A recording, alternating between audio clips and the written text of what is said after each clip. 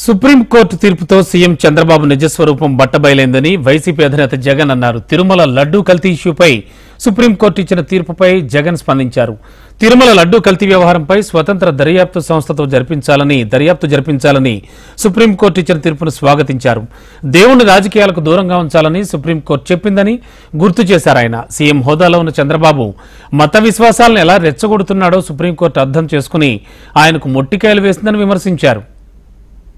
కావాలని అబద్ధాలాడి జంతువుల కొవ్వును సైతం వాడి లడ్డూలు తయారు చేసినట్టుగా, ఆ లడ్డూలను తిన్నట్టుగా, పంచిపెట్టినట్టుగా, తిన్నట్టుగా అసత్య ప్రచారంతో ఏదైతే ముఖ్యమంత్రి చంద్రబాబు నాయుడు గారు తిరుమల లడ్డును, వెంకటేశ్వర స్వామి విశిష్టతను, తిరుమల ప్రతిష్టను ఏ రకంగా అయితే తాను అపవిత్రం చేశాడో వాటి అన్నింటికి సంబంధించి గత కొద్ది రోజులుగా సాక్ష్య ఆధారాలతో సహా నేను చూపించడమే కాకుండా కోర్టులు సైతం చంద్రబాబు నాయుడు గారిని మొటిక్కాయలు వేసిన పరిస్థితులు గమనించాం.